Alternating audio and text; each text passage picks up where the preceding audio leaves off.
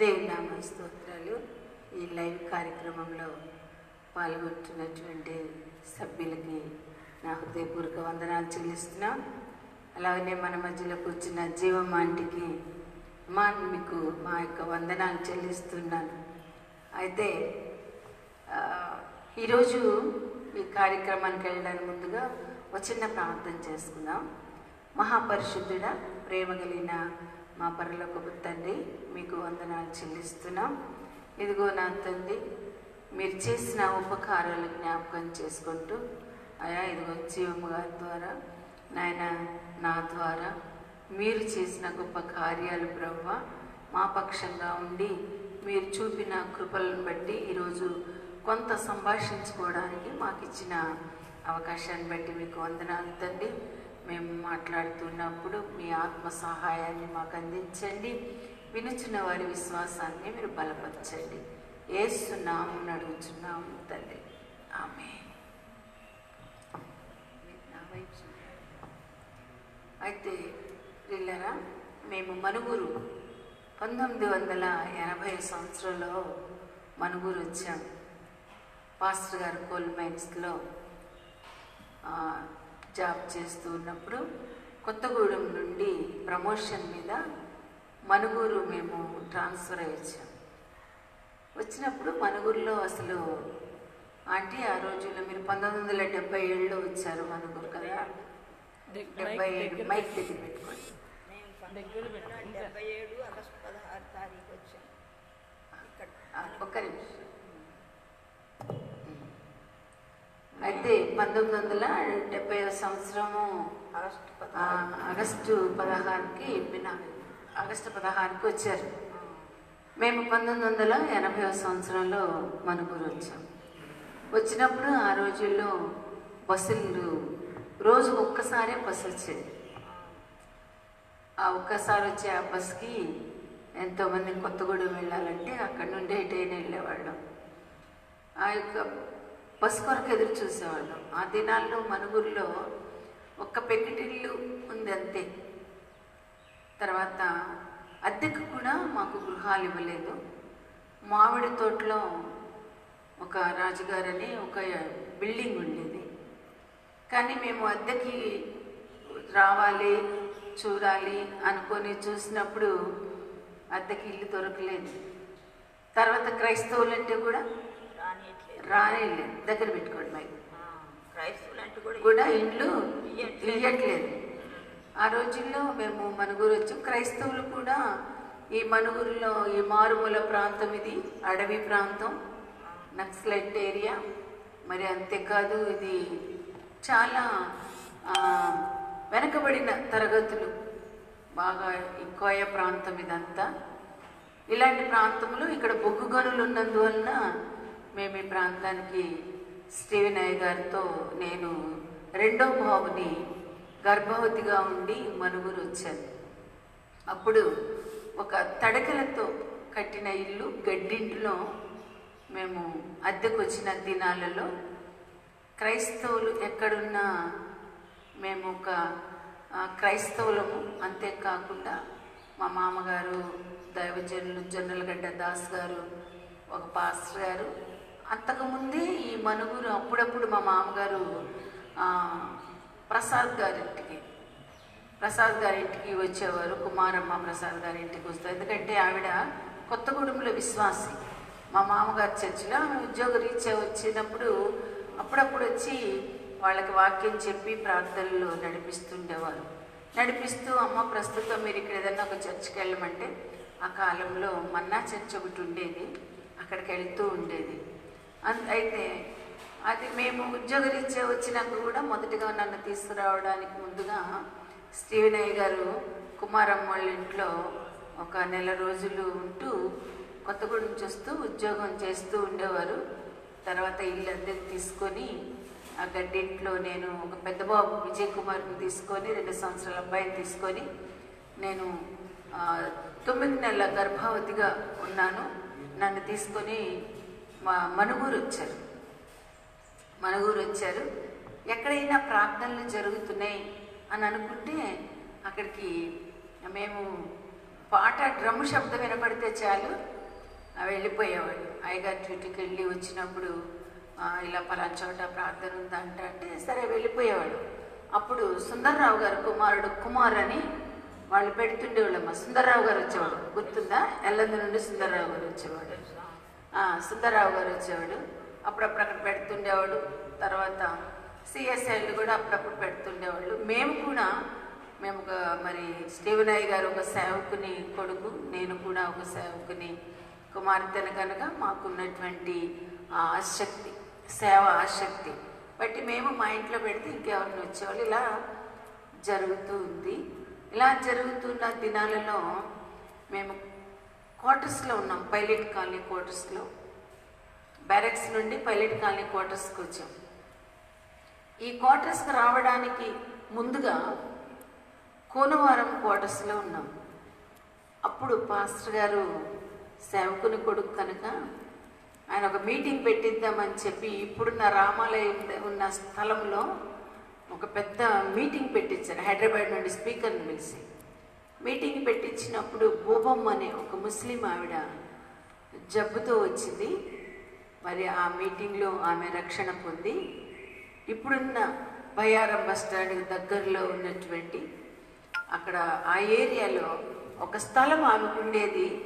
ఆ కొంత స్థలాన్ని స్టీవెనయ్య గారికి ఇచ్చింది. ఆ స్థలాన్ని స్టీవెనయ్య గారికి ఇచ్చినప్పుడు ఏం జరిగిందంటే అమ్మ, మేము అక్కడ ప్రార్థన, ఆ భూబొమ్మ ద్వారా మేము అక్కడ ప్రార్థన పెట్టాం. ప్రార్థన పెట్టినప్పుడు అక్కడ ప్రార్థన పెట్టి ఆ తర్వాత కోనవారం నుంచి బ్యారక్స్ నుంచి 3 క్లాన్ బ్యారక్స్ నుంచి పైలట్ కాలనీకి వచ్చాం. ఆ టైంలో పాస్టర్ గారు మరి బొగ్గు గనుల్లో ఓర్మెన్గా పనిచేస్తున్నారు. దానికి ముందు ఏం జరిగిందంటే స్టీవెనయ్య గారు నీ ప్రభు దర్శించండి, సేవ చేస్తూ ఉన్నారు. సేవ చేస్తూ ఉంటే నేను కూడా చిన్నపిల్లల్ని తీసుకొని ఆయనతో వెళ్ళేదాన్ని. దేవుడి సేవకు పిలిచినప్పుడు ఇంకా మళ్ళీ వెనుతిరగకుండా ఆయన గ్రామాలకి పల్లెలకి చంటి పిల్లలతో మమ్మల్ని తీసుకొని వెళ్తూ ఉంటే ఈ విషయం మీరు విని అడుగుతూ మా దగ్గరికి వచ్చారు. మేము కూడా అప్పుడు దగ్గర పెట్టుకొని మేము అప్పుడు పైలట్ కాలనీలోనే వచ్చేసాం. అంటే 1977 సంవత్సరం మరి ఆగస్టు 16 నెలలో ఒక గడ్డింట్లో కిరాయికి ఉన్నాం. అప్పుడు తర్వాత మళ్ళా మా సార్కి ప్రమోషన్ ఇచ్చి మరి పైలట్ కాలనీలో క్వార్టర్స్ ఇచ్చారు. అప్పుడు ఈ అమ్మగారు వాళ్ళు అయ్యగారు కూడా అక్కడే ఉండేది. ఈ సేవ జరుగుతుంది, ప్రార్థన జరుగుతుంది విన్నప్పుడు నాకు కూడా బాగా ఆశ అన్నమాట, ప్రార్థనలో వెళ్ళాలని బాగా. అయితే నేను ఒక్కదాన్నే వచ్చేది. తర్వాత మా లక్ష్మి దాన్ని తెచ్చిన, అంటే మా సుందరాజు భార్యని తీసుకొచ్చింది. తర్వాత 2-3 విన్నప్పుడు అక్కడ స్టీవెనమ్మ గారు ప్రార్థన చేస్తాను, స్టీవెన్ గారు కూడా వాక్యం చెప్తారు, అనుకూల సమయం ఎందు మరి అందరం వెళ్దామంటే అట్లా కూడుకొని అమ్మగారితో కలిసి ప్రార్థనలు ఉండేది. అప్పుడు ఇక సేవ బాగా జరగాలంటే కన్నీటి ప్రార్థన చేయాలని నాకైతే తెలియదు, కానీ ఆత్మ ద్వారా ప్రభువే ప్రవశించి చెప్పమన్నప్పుడు సేవకుడికి చెప్పాను, నాకైతే తెలియదు. కానీ అమ్మగారు కూడా అప్పుడు ఉపవాసం ఉండేది. ఏది సంటి పిల్లల్ని పెట్టుకొని అయినా కూడా ఉపవాసం ఉన్నప్పుడు మేము కూడా ఏకీభవించి బాగా ప్రార్థన చేసేది. ప్రభువా వీరికి నేను ఒక మందిరం దయచేయి, గృహం దయచేయి కావాలని దేవుడు ఏది చెప్తే అదే నేను అమ్మగారికి చెప్పేది. నాకైతే తెలియదు. మీరు సిఎస్ఐ చర్చ్కే వెళ్తున్నా, కానీ అప్పుడప్పుడు మీ దగ్గరికి పోయి చెప్పమన్నప్పుడే చెప్పేది. మా దగ్గరికి ప్రార్థనకి వచ్చేది. స్టీవెనమ్మ గారు బాగా రోజు ఉపవాసం ఉండి ప్రార్థన చేస్తున్నారని చెప్తే మీరు ఆ టైంలో మా దగ్గరికి వచ్చారు. మళ్ళీ తర్వాత మా చర్చికి వెళ్ళినా కూడా మళ్ళీ మీ చర్చికి నాకు దేవుని ఆత్మ నింపబడి బాగా ప్రవచనాత్మ నింపబడి సంఘం బాగా అభివృద్ధి పరచబడాలా, అనేక ఆత్మలను నాయన రక్షించబడాలని సేవకుడు ద్వారా నీ కార్యాలు జరిగించమని ఆత్మ ద్వారా నాకు హెచ్చరించినప్పుడు అమ్మ మరి మీ దగ్గరకు వచ్చి నేను అమ్మ ఉపవాస ప్రార్థన చేద్దామమ్మా, రక్షణలోకి అనేకులు నాయన రావాలన్నప్పుడు మీరు కూడా ఓకే అన్నారు. ప్రార్థన చేయమందాం అంటే అన్నప్పుడు ఇక అప్పుడు అట్లా 4-5 కూడి ఉపవాస ప్రార్థనలో మొదలుపెట్టాము మేము. తర్వాత సంఘం అభివృద్ధి పరచబడాలంటే ఉపవాస ప్రార్థన ద్వారా దేవుడి కార్యాలు. ఆ టయానికి ఏం జరిగిందంటే అమ్మా, మన పైలట్ కాలనీ క్వార్టర్స్లో ప్రతిరోజు నాకు నా ముందు రూమ్లో కూర్చొని చాపేసుకొని మీరు ప్రేమ్ ప్రసాద్ గారి భార్య కుమారమ్మ వచ్చేవారు. వచ్చినప్పుడు మన ముగ్గురం కలిసి ప్రార్థిస్తుంటే అన్య భాషలతో మాట్లాడుతుంటే మీరు అనేవారు, ఇక్కడ ఆత్మ ఉంది, దేవుని ఆత్మ చేత నింపబడ్డారని మీకు ఉన్నటువంటి ఆశను బట్టి మీరు మా దగ్గరికి ప్రతిరోజు వచ్చేవాళ్ళు కదా. మీరు వస్తూ కుమారమ్మని తీసుకొని వచ్చేవాళ్ళు, మనం కలిసి ప్రార్థన చేసేవాళ్ళం. అలా ప్రార్థిస్తూ కొన్ని గ్రామాలకు వెళ్ళాం. ఉపవాస ప్రార్థన ద్వారా దేవుడు శక్తిస్తే అమ్మా, మరి అనేక గ్రామాలు నడిచి వెళ్ళినాం కదమ్మా. అదే కాలి నడకన వెళ్ళినాం. కాలినడకన రోజుకి కనీసం 10 కిలోమీటర్లు నడిచేవాళ్ళు. అవును, కాలి నడకనే నడిచేది, కానీ దేవుడు శక్తి ఇచ్చేదమ్మా. ఆ రోజుల్లో ఆటోలు లేవు కదమ్మా, లేవు, రిక్షాలు లేవు, నడిచి వెళ్ళేది. నాన్న ముగ్గురం కలిసి ఏకీభవించినప్పుడు దేవుడు గొప్ప కార్యాలు చేస్తారని అమ్మగారే చెప్పిండ్రు. వాక్కుల ద్వారా విని విశ్వాసంతో అమ్మగారితో ఏకీభవించి కుమారమ్మ కూడా వచ్చేది. మీ ముగ్గురం కలిసి కాలి నడకన ఏది పోలీస్ కాలనీ కూడా నడిచే, మరి తర్వాత తోగూడెం కూడా వెళ్ళేది. అక్కడ కూడా కొన్ని గృహాలలో ప్రార్థన చేసినప్పుడు ఎంతో మంది రక్షించబడ్డారు. అప్పుడు శాఖలుగా కూడా అనేకులు కూడిండ్రు. అప్పుడు సంఘం కూడా అభివృద్ధిపరచబడాలంటే సేవకుడు కూడా మరి విశాలంగా నాయన వాక్యం చెప్పాలంటే ఆయనకి సమయం కావాలి ప్రభా అని బాగా ఏడ్చి ప్రార్థన చేశారు. పాస్టర్ గారి డ్యూటీకి వెళ్ళి వచ్చి మళ్ళీ వచ్చి ప్రార్థన అక్కడ వాక్యం చెప్పేవారు, ప్రార్థన జరుగుతూ ఉంటుంది. సరే అమ్మా, మరి అయితే ఆ రకంగా ఉన్నప్పుడు 1984లో మేము ఆ భూవమ్మ గారు ఇచ్చిన స్థలంలో మందిరాన్ని కట్టాము. ఆ తర్వాత మా సొంత ఇంట్లో క్వార్టర్స్లో ప్రార్థన పెట్టాము. ఆ తర్వాత మరి గమనించినట్లయితే ఇక్కడ పెద్దికొండయ్య తెలుసు కదా మీకు, ఆయన భార్యకి బాగోలేదు, కొండయ్య గారు. ఆయన చేతికి వణుకొచ్చి ఆమెకు జబ్బు చేసింది, నరాల బలహీనత వచ్చినప్పుడు అయ్యగారు ప్రార్థన చేస్తే, అయ్యా మీ ప్రార్థన చేయండి, మా ఇల్లు కూడా ఉంది, మీకు కావాలంటే ప్రార్థనకు పెట్టుకోండి అని అంటే ఆ ఇల్లు తీసుకొని అద్దెకి అందులో చాలా కాలము ఆరాధన జరిపించాం. అది జరిపించిన తర్వాత మరి ఇక్కడ ఇచ్చిన స్థలంలో అయ్యగారు ఒక పాకా వేశారు. పాకా వేసి అప్పటి వరకు సైకిల్ మీద డ్యూటీకి వెళ్ళేవారు. కానీ అద్భుతంగా ఆ రోజు దేవుడు ఆయనతో మాట్లాడి అంతకుముందు రావాల్సిన డ్యూటీలో రావాల్సిన ఆగిపోయిన డబ్బు ఆయనకి ఆ గుడిసె వేయడానికి చేతిలో డబ్బులు లేని టైంలో మరి కొంత తెచ్చి ఆ పాక వేసి ఆరాధన జరిగించేటప్పుడు 1984 సంవత్సరంలో వేసిన ఆ పాక టైంలో ఏం జరిగిందంటే ఒక గొప్ప అద్భుతం జరిగిందమ్మా. ఊహించలేదు. సైకిల్ మీద వెళ్ళేవారు డ్యూటీకి, స్వార్థకి. ఆ దినాల్లో ఒక రాజదూత్ బండి దేవుడు ఇచ్చాడు. ఆ రాజదూత్ బండి నిజంగా మీద పాస్టర్ గారు డ్యూటీకి వెళ్ళటం రావటం, ఆ ఉద్యోగం చేయటం, మమ్మల్ని మేము ఐదుగురం కలిసి ఆ బండి మీద వెళ్తూ ఉంటే నిజంగా ఆ బండి శబ్దానికి దయ్యాలు పారిపోయాయి. గుర్తుంది కదా మీకు? కార్యాలు జరిగించినప్పుడు బాగా ఎన్ని చేతబడి శక్తులు అన్ని విడుదలయ్యేది. అంటే ఆత్మ చేత నింపబడి సేవకుడు బాగా ఆత్మల భారము కలిగి ఎక్కువ రక్షణలోకి నడిపించబడాలని ఆవేశం చేత ప్రార్థించినప్పుడు కార్యాలు దేవుడు జరిగించను. అనేకలు చూసినను సంతోషించను, పాల్గొనాలని ఆశ కూడా పుట్టేది నాకైతే. అంటే ఆ టైంలో శ్రీనా గారు, ఆయన పేరు విన్నవాళ్ళు, ఇదే డాక్టర్ గారు భార్య ఏం చేసిందంటే, ఎవరో స్టీవెనయ్య గారు అంట పైలట్ కాలనీలో చూద్దామని చెప్పి ఆ రోడ్డును నడిచి వస్తుంది. పాస్టర్ గారు నేను నడిచి వెళ్తున్నాం. ఆమె గబ్బగబ్బ వచ్చి నన్ను గుర్తుపట్టి ప్రైజ్ లాడని చెప్పి, అమ్మ ఎవరో స్టీవెన్ గారంట, మరి ఇక్కడ ప్రార్థనలు జరిగిస్తున్నారంట, అద్భుతాలు జరుగుతున్నాయి అంటమ్మా, మరి ఆయన చూడాలని వస్తున్నానని అన్నారు. అప్పుడు మా వయసు పాస్టర్ గారు, నాకప్పుడు 25 అట్లా ఉంటాయి. అట్లా ఆయనకు ఒక సంవత్సరాల ఆ వయసులో ఏం జరిగిందంటే ఆ పేరు విన్నప్పుడు ఆమె అనుకుందంట ఎంత పెద్ద ముసలాయనో ఎంత పెద్దోడో అనుకొని ఆమె చూసి అయ్యగారిని ఒక్కసారి నేనేనమ్మా స్టీవెన్ అయ్యా ఎంత పెద్దోడో అనుకున్నానయ్యా మీ గురించి విన్న మాటలను బట్టి మీరు కుర్రోళ్ళు కదా అని చెప్పి ఆశ్చర్యపోయి ఆ దారిలో కలిసి దారిలోనే ప్రార్థన చేయించుకొని వెళ్ళిందమ్మా. అలా జరిగినప్పుడు మీకు గుర్తుందా ఒక సంగతి, ఒక స్త్రీల కూడిక జరిగించడానికి అదే డాక్టర్ గారి ఇంటికి వెళ్ళాం. అక్కడ ఏం జరిగింది? ఇద్దరు ముగ్గురు కూడి ప్రార్థన చేస్తా అంటే అమ్మగారు ప్రవచనం ద్వారా ఆయన గద్దిచ్చింది. లే అని గద్దేయంగానే ఆయన వణుకుడు అంతా పోయి కాళ్ళు చేతులన్నీ కూడా గట్టి పరుచుకొని లేచి నిలబడ్డప్పుడు ఆయన భార్య కూడా నమ్మకంతో మరి చూడు దేవుడు అద్భుత కార్యం చేసిందని అనేకుల్ని తెలుసుటకు కూడా వచ్చింది. ఆ కార్యం అప్పుడే అది మొదట సాక్ష్యం. అమ్మగారు చేసిన ప్రార్థన ద్వారా కార్యం జరిగింది. అంటే అద్భుత కార్యం జరిగింది చూసిన జనులు ఊరుకోలేరుగా ఒకరికొకరు చెప్పుకొని ఇంకా సేవ పెరగటానికి అనేకులు వచ్చిండ్రు అమ్మగారి దగ్గరికి. ఆ ఏడుపు వినగానే చుట్టుపక్కల వాళ్ళందరూ చచ్చిపోయాడేమోనని వచ్చారు. అవును కదా.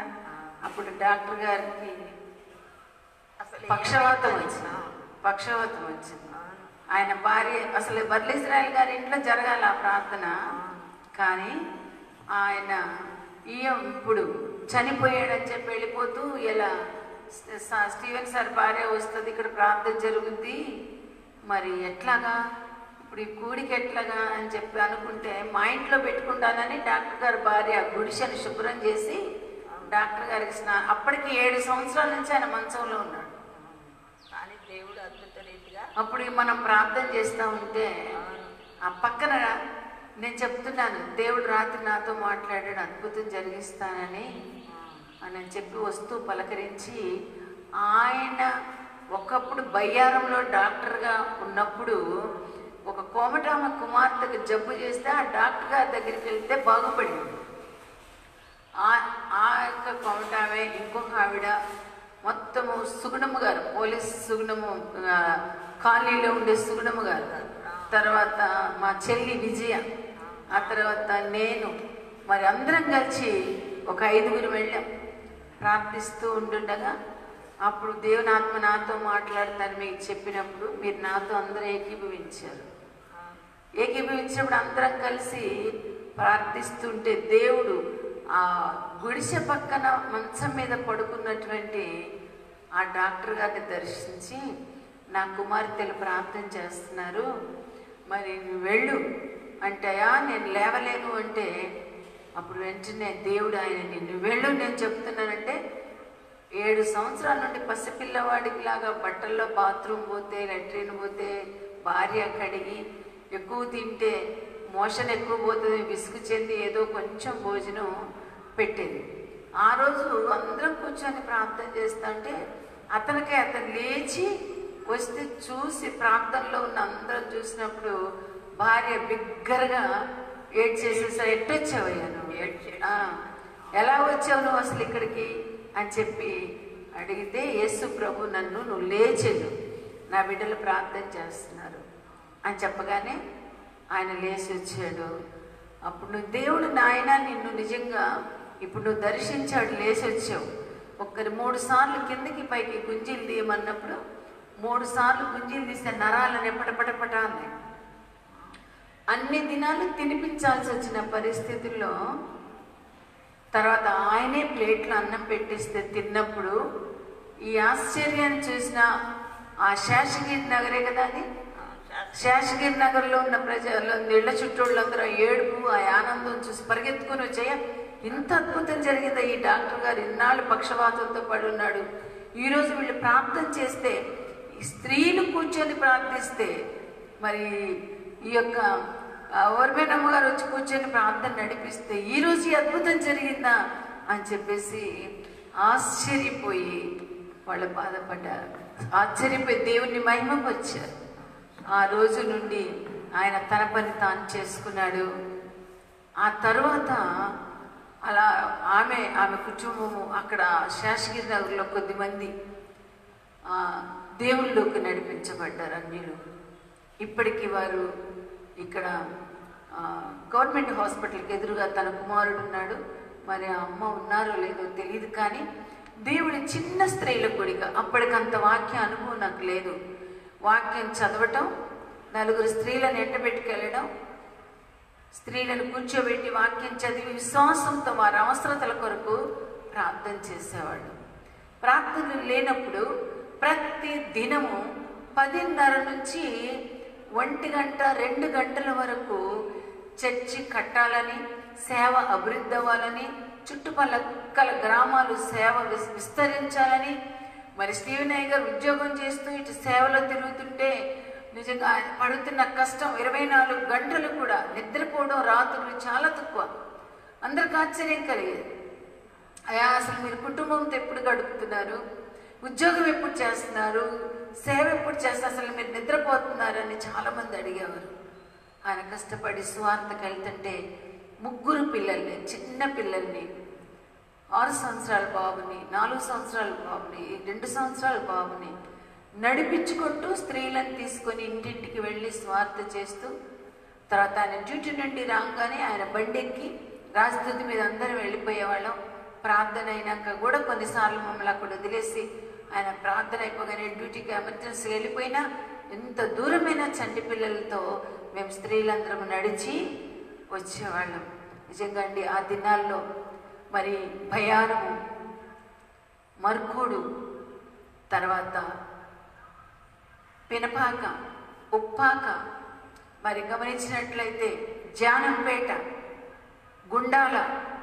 గుండాల కూడా ఒకసారి నడిచి వెళ్ళామండి. కరగ్గూడెం నడిచి వెళ్ళామండి. మరుకోడు బండ్ల మీద వెళ్ళాం, కొంత దూరం నడిచి వెళ్ళాం. అలాంటప్పుడు మా బండ్లు ఆపి కొంతమంది నిజంగా మమ్మల్ని అడ్డగించేవారు. అయినా దేవుడు ఎన్నో గొప్ప కార్యాలు చేశాడు. ఆ రోజులు అలా నడిచి వెళ్ళిన ప్రతి స్థలంలో ఈనాడు సంఘాలు స్థాపించబడ్డాయి, ఈనాడు సంఘాలు కట్టబడ్డాయి. ఒకసారి చర్చిలో సువార్త చేయాలంటే మా పిల్లలు విజయ్ కుమార్, అలాగే దానియేలు, కరుణాకరు, ఇలా కొద్దిమంది పిల్లలు అందరూ కూడా సైకిళ్ళు వేసుకొని వాళ్ళే పంచర్లు చేసుకోవడానికి అవి పట్టుకొని వెళ్ళి సువార్త ప్రకటించారు. అలా బయ్యారం బస్టాండ్ ఏరియాలో వీధి ప్రసంగం చేస్తూ ఉంటే ఉప్పాక నుంచి ఎడ్ల బండి మీద ఒక ఆమెను తీసుకొచ్చినప్పుడు విని వచ్చింది, బాగుపడ్డది, ఆ కుటుంబం రక్షించబడింది. ఆ ఉప్పాకలో ఈరోజు చర్చి కట్టబడింది, పెనపాకలో చర్చి కట్టబడింది, మర్గోళ్ళలో చర్చి కట్టబడింది, కరగూడెంలో చర్చి కట్టబడింది. మరి స్టీవెన్ గారితో ఎంతోమంది ప్రభు మాట్లాడు, ఖమ్మం జిల్లా నలుమూలల నుండి అనేకుల్ని యొద్దకు తరబీదు కోసం పంపిస్తానన్న దేవుడు జిల్లా అంతటి నుంచి పంపించాడు. ఆ దినాల్లో సువార్త 7గా ప్రారంభించిన ఆ సువార్త చిన్న అద్దె ఇంట్లో ప్రార్థన ఆరంభించిన, సొంత ఇంట్లో క్వార్టర్స్లో ఆరంభించిన సువార్త ఇలా దినదినము విరివిగా కొనసాగుతూ ఆ దినాల్లో మరి ఈ జీవం అంటే మా దగ్గరికి వచ్చేవాళ్ళు, రోజు మాతో ప్రార్థన ఎక్కిపించారు. ఆ తర్వాత ఆ దినాల్లో ఇక్కడ ఇప్పుడున్న ఈ పెద్ద చర్చి, ఇప్పుడు 95 అడుగుల పొడవు 90 అడుగుల వెడల్పున్న ఈ చర్చిని ఇదే స్థలంలో ఇక్కడ చిన్న స్థలం ఉంది. అప్పటికి బయ్యారం బస్ స్టాండ్ దగ్గర ఉన్నామని చెప్పా కదా, కుమారమ్మ నాకు ప్రభు దర్శనం ఇచ్చాడు. ఇక్కడ పోలీస్ కాలనీలో కూడా, అక్కడ కూడా కొన్నాళ్ళు సుగుణమ్మ గారి ఇంట్లో, ఆనందరావు గారి ఇంట్లో రోజు ప్రార్థన చేసేవాళ్ళం. ప్రతిదినం కూడుకునేవాళ్ళం, ప్రతిదినం ఇండ్లు ఉన్న కొద్దిండ్లు ప్రతిరోజు కలుసుకునేవాళ్ళం. ప్రభా చర్చి కావాలని అక్కడ ప్రార్థన చేసేవాళ్ళు. ఆ దినాల కుమారమ్మకి దర్శనం వచ్చింది, అలాగనే స్టీవెన్ అయ్య గారికి దర్శనం వచ్చింది. ఇక్కడ ప్రార్థన సింగ్ గారు అని ఒక హైదరాబాద్ 7 Hills నుండి ఒక పాస్టర్ గారు వచ్చారు. ప్రతిరోజు ఆయన ఉపవాసం ఉండి ప్రార్థన చేసేవాడు. ఆ దినాల్లో ప్రార్థించినప్పుడు నన్ను కూడా ప్రభు ప్రేరేపించి నాతో మాట్లాడాడు. ఏమనంటే, అన్నలాగానే ఉపవాసం ఉండి ప్రార్థన చేయమని. అప్పటికి 6 నెలలు నాకు భయమయ్యి, ప్రతిరోజు అన్నలాగా ఉపవాసం ఉండాలంటే ఎలా చేయగలను నేను అని చెప్పేసి నేను ప్రార్థన చేయటము, మరి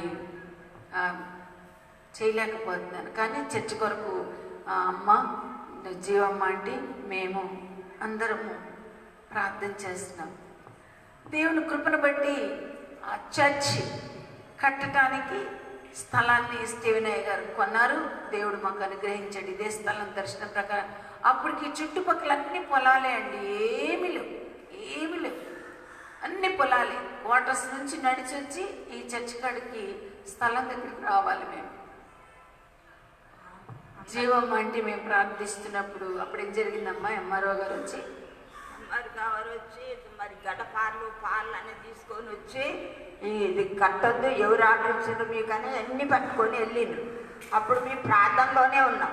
తర్వాత మేము కన్నీటి ప్రార్థన చేసినాం. ప్రభా, ఈ మందిరం కట్టబడాలి ప్రభా, అనేకులు రక్షణలోకి రావాలి తండ్రి, శాఖలుగా నేను అభివృద్ధి పరుస్తున్నాను నువ్వు చెప్పినావు కదా ప్రభా, ప్రవచనం ద్వారా చెప్పిన ప్రతి పని నువ్వు నెరవేర్చనన్నావు కదా ప్రభా, నీ కార్యాలు జరిగించండి, మందిరం కట్టబడాలని అనేకులు. నేను కూడా కన్నీటితో ప్రార్థన చేసింది.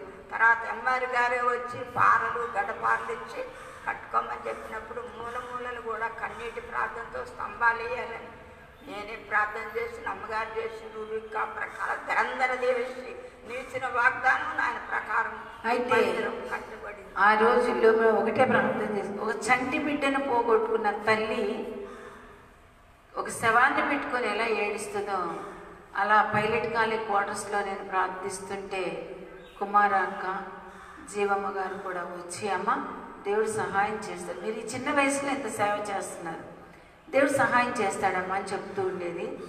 అలా ప్రార్థన చేస్తే ఇలా దర్శనాలు చూసి తారీఖులతో సహా ఎవరు ఏం చేస్తారు, ఏ రోజు ఏం జరుగుద్ది అనే విషయాలు ప్రభు చూపించేవాడు. అదే ఎంఆర్ఓ ఆఫీసుకి మాస్టర్ గారు వెళ్ళి మాట్లాడినప్పుడు ఆటంకం చేశారు. చర్చికి ట్రస్సులు రేకులు వేయడానికి కూడా రాజారావు గారు ఒక వెల్డింగ్ షాప్ ఉండేది. ఆయన ఏం చేశాడంటే ఆ రోజున అవతల ఎంఆర్ఓ ఆఫీస్ వాళ్ళు వద్దని చెప్తుంటే మీరు ఎందుకమ్మా కడతారు అని చెప్పి అబ్జెక్షన్ చేసి మీరే పాస్టర్ గారు ఒకటే చెప్పారు, పిలిచిన దేవుడు నమ్మకస్తుడండి, మేము చెప్పింది మీరు ట్రస్సులు చేస్తారా చేయరు, మీరు చేయండి, మీ పని మీరు చేయండి, దేవుడు సహాయం చేస్తాడన్నారు. మేము అప్పుడు వీళ్ళకి చెప్పేదాన్ని, మనం కట్టే ఈ యొక్క పునాది రాళ్ళతో కాదు మందిరం, కన్నీళ్లతో మనం కడుతున్నామమ్మా, మీరందరూ కూడా ప్రార్థన చేయండి అని చెప్పి మేము క్వార్టర్స్లో మా ముందు రూమ్లో రోజు కొద్దిమంది, మీ అప్పుడు ఎలిజబెత్ గారు కూడా వచ్చి అందరం కలిసి ప్రార్థన చేశాం. ఆ దినాల్లో వంతులు ఎలా ఉపవాసం అంటే ఈరోజు నేనుంటే రేపు జీవమ్మ గారు, కుమారమ్మ, ప్రసాద్ గారు, ఇంకొకటి లక్ష్మి గారు, ఎలిజబెత్ గారు, ఆ రోజుల్లో సుశీలమ్మ గారు, ఇలా ఒక్కొక్కళ్ళం కూడా ఈ మందిరం కోసము చైన్ ప్రేయర్. ఈరోజు నేను చేస్తే ఇంకొకళ్ళు, అసలు ఇక ప్రేయర్ తెగడానికి లేదు. అలా చర్చి కంప్లీట్ అయ్యే వరకు అది సంవత్సరం అయింది. అలా రోజు ఉపవాస ప్రార్థనలు చేస్తూనే ఉన్నామండి, విసుగు చెందట్లేదు. అయితే నేను ప్రభు దగ్గర అలా ఏడుస్తూ నిజంగా మర్చిపోలేను, కన్నీటితో విసిగిస్తున్నా. ప్రభుని ఎలా విసిగిస్తున్నా అంటే మామూలు కాదండి. వీళ్ళు 1 గంట 2 గంటల ప్రార్థన నాకు చేసి డ్యూటీ నుండి పురుషులు వస్తారు కనుక వెళ్ళిపోయేవాళ్ళు. నేను ఇంత తినేసి మళ్ళీ అదే చాప మీద మోకాళ్ళు వేసి ప్రార్థన చేస్తూ అంటే, ప్రభు ఆకాశంలో అక్షరాలు కనబడుతున్న ఇంగ్లీష్లో వెయిట్ అని నీకు చెప్పట్లేదా అని.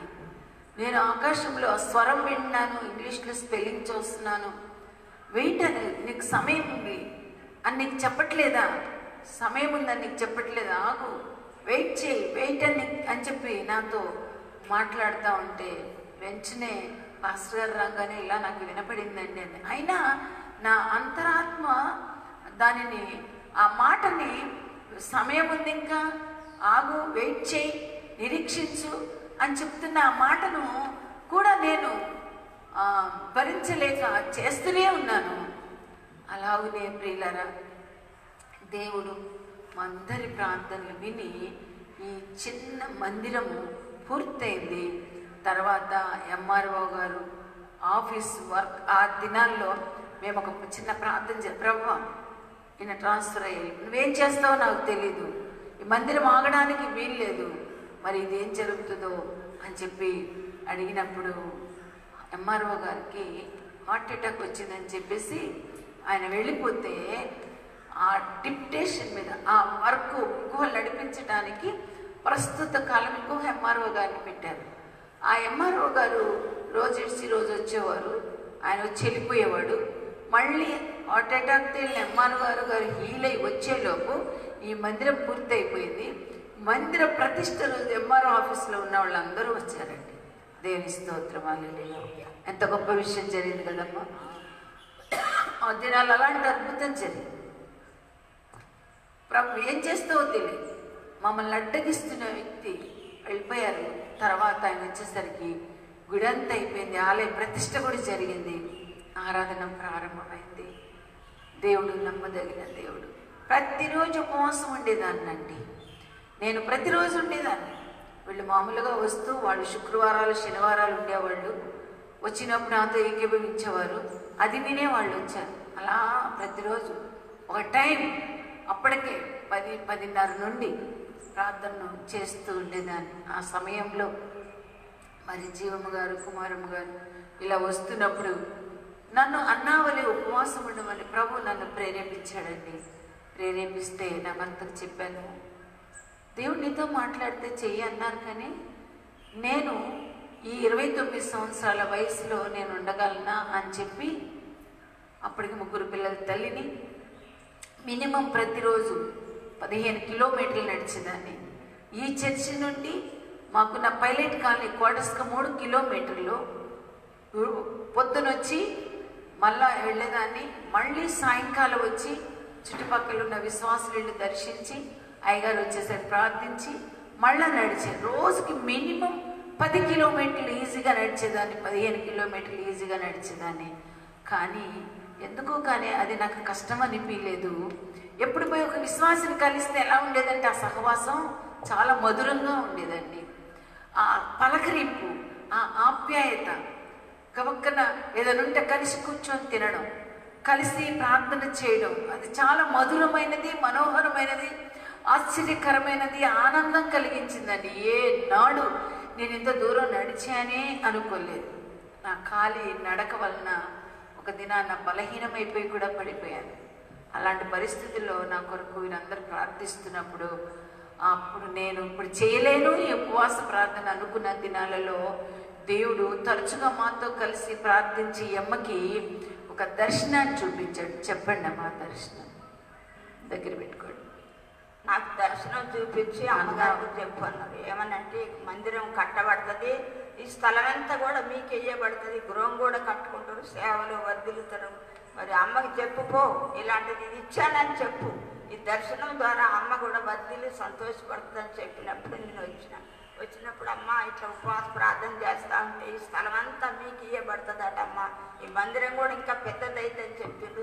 సేవకులు కూడా నాయన సంతోష సమాధానంతో నింపబడి అనేక ఆత్మలకు ఆదర్శంగా మందిరం కట్టబడి పాయలు పాయలుగా శాఖలు శాఖలు అభివృద్ధి చెందుతారని చెప్పుకో అన్నప్పుడు నేను అమ్మకు చెప్పినప్పుడు ఉపవాసం ఉండి అన్నా వల్లే ప్రార్థన చేయమని చెప్పిన అమ్మకి చెప్పినప్పుడు అప్పటి నుండి కూడా అన్నా వల్లే ఉపవాసం ఉండి ప్రార్థన చేసిన ద్వారానే కార్యాలు జరిగినాయి. ఎందుకంటే ఉపవాస ప్రార్థన మించింది ఏది లేదన్నప్పుడు మేము కూడా ఉపవాసం ఉండేది అమ్మ కనుక, నేను వచ్చేది, కుమారమ్మ వచ్చేది. అంటే సంఘాలు వేరైనా కూడా ఆత్మ ఒక్కటే కనుక ఇది విస్తరింపబడాలని మేము ముగ్గురం ఏకి వచ్చి ప్రార్థన చేసినప్పుడల్లా నాకు ఏ దర్శనం వచ్చినా ఏ మాట వచ్చినా వచ్చి అమ్మకి చెప్పేది. అప్పుడు అయ్యగారు డ్యూటీ చేస్తాను అంటే కలిసి తిరిగే సేవలో కూడా ఈ అమ్మతో తిరిగింది మేమే. కానీ దేవుడు కష్టపడ్డ వాళ్ళ గురించి ప్రార్థన చేసిన వారి గురించి మర్చిపోలేదు. ఇప్పుడు కూడా నాకు ఈ సంఘాన్ని చూసినప్పుడు అనేకంగా కన్నీటి ప్రార్థన వస్తుంది. ఎందుకంటే ప్రభా ఒక ఇత్తనం పెట్టినప్పుడు ప్రభా శాఖలుగా దేశాలుగా వర్ధిల్లుటకు నీవు సాయం చేసినావు తండ్రి. అది నాయన కన్నీటి ప్రార్థన ద్వారా, అమ్మ కన్నీటి ప్రార్థన ద్వారా మరి నాయన నేను ఉండలేనప్పుడు మేము బలపరచను అన్నవాళ్ళ ఉపవాస ప్రార్థన నుండి అమ్మ ఉపవాసం ఉంటేనే కార్యాలు జరిగిందని మరి దర్శనాలు ఇచ్చాడు అమ్మని చెప్పింది. అవును, ఆ దినాల్లో వచ్చి నాకేం చెప్పారంటే, అమ్మ మీరు పెద్దవాళ్ళు, సరే వయసులో చిన్నోళ్ళైనా మాకన్నా ఉద్యోగంలో పెద్దవాళ్ళు, గౌరవనీయులు, మరి మీకు మేము చెప్పగలిగిన వాళ్ళం కాదు, కానీ ప్రభు రాత్రికాలం దర్శనంలో నాతో మాట్లాడాడు. నా కుమార్తె సారా మరి ఉపవాసం ఉండమని నేను చెప్పినప్పుడు ఆవిడ భయపడుతుంది. ఆమె అన్నావలే ఉపవాసం ఉండి ప్రార్థన చేసినట్లయితే మందిరం చుట్టూన్న స్థలాలన్నీ మరి వారి స్వాధీనం చేస్తాను. ఆమె అన్నావలే ఉపవాసం ఉండి ప్రార్థించినట్లయితే నేను ఆమె కుమారులను కూడా ఆశీర్వదిస్తాను. నా సేవకుని వెనక నా సేవకురాలు సారా ఉపవాసం ఉండి ప్రతిదినం అన్నాలాగా చేయాలని చెప్పాడమ్మా. మరి నువ్వేమనుకోవద్దు, మరి ఇది నాకు వచ్చిన దర్శనం అయితే నీకు చెప్తున్నానని చెప్పి నాకు వచ్చి చెప్పారు అండి.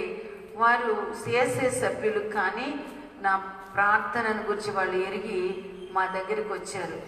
నేను ఎంతో ఏకీభవించేవాళ్ళు, నాకు ప్రార్థన సహాయాన్ని అందించేవాళ్ళు. అలాంటి పరిస్థితుల్లో ఆమె చెప్తే నేను వినడం ఏంటి అని నేను అనుకోలేదండి. ఎందుకంటే మేము మనుషులం వేరేనా, ఆత్మ ఒకటే. దేవుడు నన్ను దర్శిస్తే నేను అమ్మో నేను చేయలేను అనుకున్నాను. కానీ దేవుడు ఏం చెప్పాడంటే అన్నాలాగా ప్రతిరోజు ఒక పూట ఉపవాసం ఉండి ప్రార్థన చేయమని నాకు చెప్పితే 6 నెలలు ఆలస్యం చేస్తే జీవము గారి ద్వారా ప్రభు మళ్ళీ నాకు దాన్ని హెచ్చరించారు. వచ్చి చెప్పారు, నువ్వు అన్నాలాగా ఉపవాసం ఉండమని చెప్పారమ్మా అని. వెంటనే నేను నా భర్తకు చెప్పానండి, నేను మరి అన్నాలాగా ఉపవాసం ఉండాలట, జీవమాంటితో కబురు చేశారు, దేవుడు మాట్లాడుతున్నాడు. అప్పుడు చిన్న చర్చ్ ఉంది, చర్చ్ పక్కన స్థలాలు అప్పటికి ఇంకేం కొనలేదు మేము. అంటే పాస్టర్ గారు ఒకటే అన్నారు, దేవుడు కదా చెప్పింది, ఇంతకన్నా నాకేం కావాలి, నా వెనక ఉపవాసం ఉండి ప్రార్థించే భార్య నాకున్నప్పుడు మరి నేను చేస్తున్న ఈ సేవకి నాకు ఎంతో తోడ్పడుతుంది.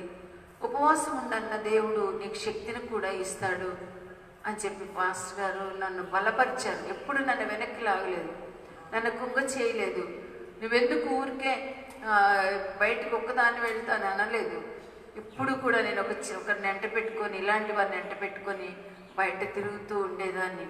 అలాంటి పరిస్థితుల్లో దేవుడు నాకు ఇచ్చిన, అమ్మ చెప్పిన ఆ దర్శనాన్ని, ప్రభు ముందుగా నాకు ఇచ్చిన దర్శనాన్ని, ఆ యొక్క సింగారు వచ్చినప్పుడు ప్రభు నన్ను ప్రేరేపించిన ప్రేరణను నేను అణుచుకోలేక నిజంగా ఎట్లున్నానంటే తిన్నట్టే ఉండేదండి 6 నెలలు కూడా. ఎప్పుడైతే మళ్ళీ నేను సెప్టెంబర్ 1990 సెప్టెంబర్, అప్పటికి నేను ఊరికి ఉపవాసాలే ఉండేదాన్ని. నా టైం ఎప్పుడు కూడా నాకు వచ్చిన కాడి నుంచి కూడా సమయం ఉన్నప్పుడు ప్రార్థించేదాన్ని. మేము అద్దె మనుగురు వచ్చినప్పుడు కూడా ఏ ఇంట్లో ఉన్నా 10:30 కల్లా నేను ప్రార్థనలో కూర్చునేదాన్ని 2 వరకు. అయ్యగారు డ్యూటీకి వెళ్ళినా డ్యూటీకి వెళ్ళకున్నా సాయంత్రం ఉదయం మేము కలిసి కుటుంబంగా ప్రార్థన చేసేవాళ్ళం. చుట్టుపక్కల ప్రార్థన విని మాతో కూర్చునేవాళ్ళు. అది ప్రభుకి ఇష్టమైంది కనుక 101వ కీర్తనలో ఒక మాట ఉంది, పరిచర్య చేసేవారిని దేవుడు పిలిచేవాడు. ఆయన ఎలాంటి దేవుడు అంటే గొప్ప దేవుడు అండి. నిజంగా మన ప్రభు శక్తిమంతుడు. 101వ కీర్తన ఒక మాట, చాలా చక్కని మాట ఉంది. ఏంటి అని అంటే నిజంగా దేవుడు ఆకాశం నుంచి నరులను ఆయన పరిశీలించే దేవుడు. మనం ఏం చేస్తున్నాము అనేది ఆయన పరిశీలించే దేవుడు. కనుక 101వ కీర్తన 6వ వచనంలో మనం గమనించినట్లయితే, నా యొద్ద నివసించినట్లు దేశములో నమ్మకస్తులైన వారిని నేను కనిపెట్టుచున్నాను, నిర్దోష మార్గమందు నడుచువారు నాకు పరిచారకులగుదురు. ప్రియులారా, నిజంగా ఈ వాక్యం నా జీవితంలో ఎంతైనా చాలా నమ్మదగింది. నేను అంత జ్ఞానవంతురాలను కాదు, విద్యావంతురాలను కాదు, కానీ చిన్ననాడే ప్రభు దర్శనాన్ని పొంది ఒక సేవకుల కుటుంబంలో ప్రతి అనునిత్యము దైవజనులు వచ్చే మా ఇల్లు, దైవ సేవ చేసే మా కుటుంబము, అనేకులకు ఆతిథ్యం ఇచ్చే తల్లిదండ్రులు, అనేకులు మా ఇంటికి వచ్చి మరి నిజంగా ఎన్నో అవసరతలు తీర్చుకునేవారు. మా తాతగారు కూడా అన్య కుటుంబంలో రక్షణ పొందారు. నా తల్లిదండ్రులు మంచి సేవ చేశారు. తదుపరి నేను మంచి దైవ సేవకుని ఇంట్లో పడ్డాను. మా మామగారు సేవకులను ముందే మీకు చెప్పాను. మరి మంచి దైవజనుడు మా మామగారు, మంచి కుటుంబం. అలాంటి కుటుంబంలో నేను మరి ఒక 3వ కోడలుగా పడ్డాను. మా 7 అన్నదమ్ములు, మా పాస్టర్ గారు వాళ్ళు ఒకతే ఆడపడచండి. అలా నా ప్రార్థన, నా యొక్క ఆసక్తిని చూసి మా మామగారే చాలా ఆశ్చర్యపోయేవారు. ఏంటమ్మా కాసేపు రెస్ట్ తీసుకో అంటుండేవారు. అయినప్పటికీ కూడా నాకెందుకో నా ఆత్మ మండుతూ ఉండేదండి. అదేంటో ఆరాటం. ఒక మనిషి ఒక వస్తువు, ఒక చీర, ఒక నగో చేయించుకోవాలంటే ఏ విధంగా డబ్బు పోగు చేసుకుంటారండి, ఏ విధంగా ఆరాటపడతారండి. అలాంటి ఆరాటానికన్నా గొప్ప ఆరాటం నా హృదయంలో ఉండేది. ఎప్పుడు ప్రార్థన చేయాలి, ఎప్పుడు ప్రార్థన చేయాలి, ఎప్పుడు కూర్చొని పాడాలి, ఎప్పుడు వాక్యం వినాలి. అదేమి మంటో తెలియదు కానండి, ఆరని మంట. నిజంగా నా గుండె ఎప్పుడు మండుతూనే ఉండేది. నా ఆసక్తి అది ఎవరిచ్చారు అంటే దేవుడిచ్చిందే. అది గుర్తించి దేవుడు నిజంగా నన్ను అయ్యగారి వెనక అన్నావలే ప్రతిరోజు ఉపవాసం ఉండి ప్రార్థించమని చెప్పినప్పుడు ఒక రోజును ఏర్పాటు చేసుకొని 1990 సెప్టెంబర్ 19వ తారీఖు నా జన్మదినమున నేను ఆ ఉపవాస ప్రార్థనను ప్రారంభం చేశానండి. ఎంత గొప్ప విషయమో. మొదటగా 12 గంటల వరకే ఉంటాను అనుకున్నాను. తర్వాత రోజుకి 24 గంటలు కదా, 1 గంట వరకు ఉంటాను అనుకున్నాను. ఊరికే లూకాసు వార్త 2వ అధ్యాయాన్ని తీసి నేను చదువుతూ ఉండేదాన్ని. ఇందులో నేను ఎక్కడైనా తప్పిపోతున్నానా? ఎందుకని? దేవుడు చెప్పాడు కదా, అన్నావలే నువ్వు ప్రతిరోజు ఉపవాసం ఉండి ప్రార్థన చేయాలని చెప్పినప్పుడు నేను ఆ వాక్యాన్ని ఊరికే చూసుకుంటూ చదువుకుంటూ నన్ను నేను బలపరుచుకునేదాన్ని. నేను ఎక్కడ బైబిల్ కాలేజ్ చేయలేదు, నేను ఎక్కడ తరబిదు పొందలేదు. కానీ నా సమయం అంతా కూడా ప్రభు పాదాల చెంత చేరి నేను ప్రార్థన చేసేదాన్ని. ఒక దినాన ప్రభు నాకు జ్ఞానం కావాలని నేను ప్రభుని అడిగాను. ప్రభు నాతో మాట్లాడారు. ఒక వాచ్ వైపు చేయి చూపించి, ఇదిగో ఈ వాచి కాలము సమయంలో చూపిస్తుంది, ఋతువులను చూపిస్తుంది కదా. నిజమే కదండి. 24 గంటలు ఒక రోజు, 6 రోజులు ఒక వారం, 4 వారాలు ఒక నెల, 12 నెలలు ఒక సంవత్సరం. ఎలా మనం చూడగలుగుతున్నాం?